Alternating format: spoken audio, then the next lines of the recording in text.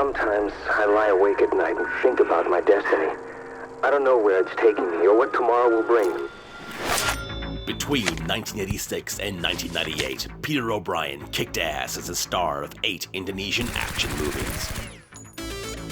I'll kill you! Hurtling on a breakneck collision course with destiny, he abruptly vanished from the world of cinema, only to re-emerge 20 years later in the sleepy town of Tauranga, New Zealand. Now as fate once again aligns the stars above him, can Peter O'Brien make his comeback to the world he walked away from decades ago?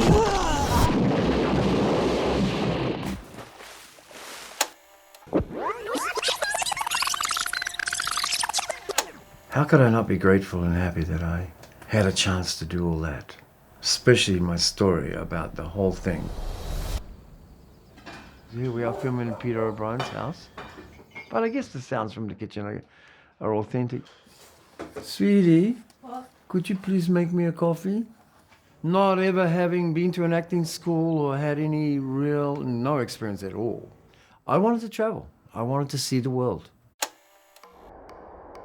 We were on a world trip. Indonesia was the second country that we had arrived.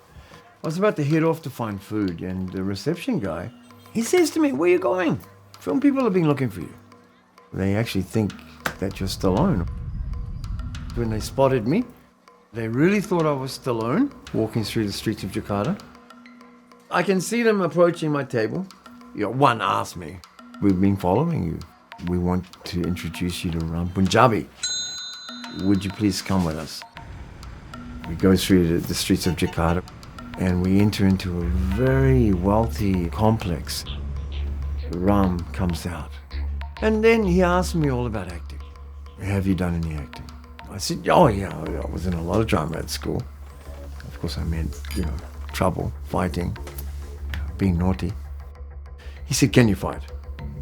"Yes, I can fight."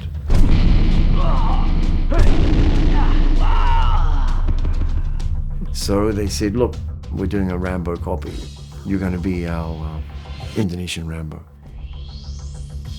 I ended up spending 22 years of my life in Indonesia. I'm Charlie, and I'm gonna hunt you down. Anytime, pal. You can find me around here. The name is RAMBU. This is the end of your dirty game, you swine.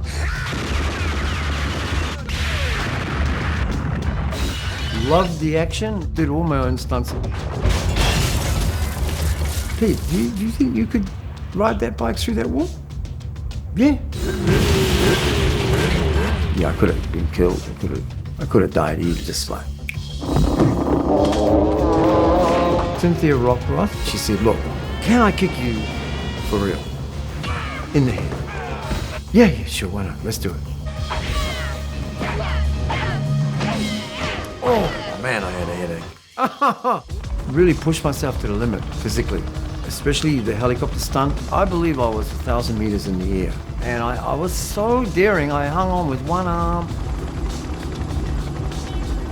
I mean, it is what it is. It is a low-budget movie. Even myself, I laugh at it and go, "Oh my gosh," Just certain scenes, like when we're in the stabilizer and we all get out of those barrels. It's a setup. Don't move. I didn't get a chance to really show my acting skills in a drama-based arena. 10 o'clock, okay? Okay. I psyched you out.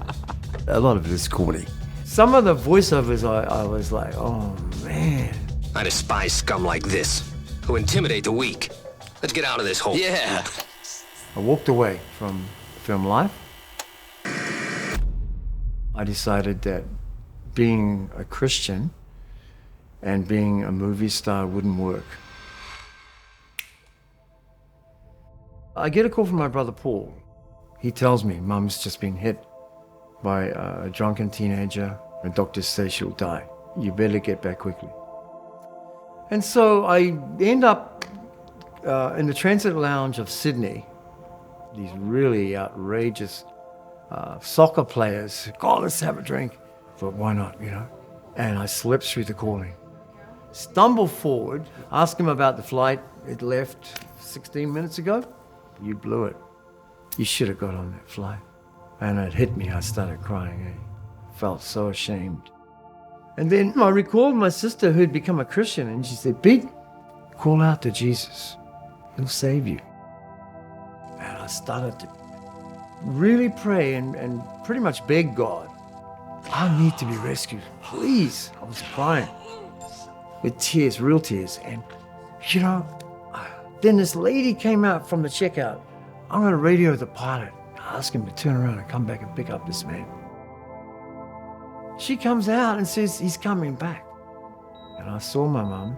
They'd taken her off the life support machine that morning, and she was gone.